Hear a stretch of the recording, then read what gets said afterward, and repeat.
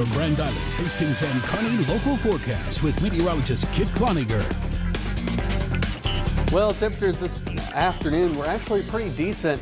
And now as we clear the skies out, it's going to be a nice night tonight compared with the past several mornings we've had, including today. We started off around midnight in the single digits this morning, then warmed up as we headed through the overnight, which isn't common, but it can sometimes happen. And it turned into a pretty nice afternoon with those highs like we saw on the almanac just before the break, getting up to the low 40s here for the Tri-Cities. But right now, looking at some of the current conditions, we're right around the freezing mark here for the Tri-Cities. The winds, though, have calmed down. Now, earlier this week, you may remember we've had several days of windy conditions. Well, the winds are going to be coming back after the weekend. Looking at those high temperatures, 42 and 50 degrees.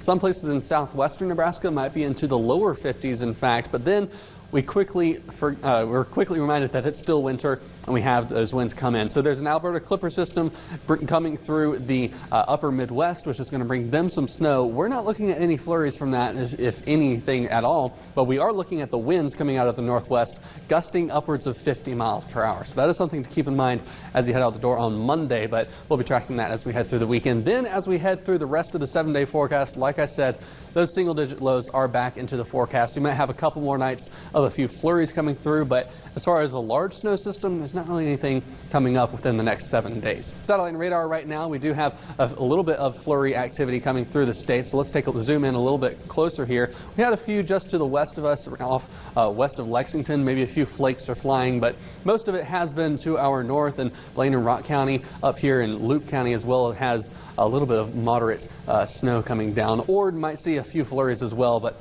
it's not going to be a whole lot. It's not going to accumulate really at all. Temperatures around the state right now, 28 in Broken Bow, 30 in Ord, so they are just below that freezing mark. Could have some of that frozen precipitation, but 9 in Yankton up near South Dakota. Very cold up there. They still have that Arctic air that came down just the other day. Winds aren't all that bad. They're actually coming out of the north just slightly right now. And off towards our south and west, we've got a little bit of a boundary that's going to be affecting us over the next couple of days. That will lift through our area and bring us the warmer temperatures. As we head through Futurecast, we might see a little bit of flurry activity off towards our northeastern part of the state, but this might be overdoing it just a little bit. Sometimes it's a little aggressive with the amount of moisture in the atmosphere. But as we head through tomorrow, most of the winds will be off towards the west. Here for the Tri-Cities and the east, we're not going to see a whole lot of heavy winds. But as we head through Sunday, that's when we start to see those clouds moving to the north.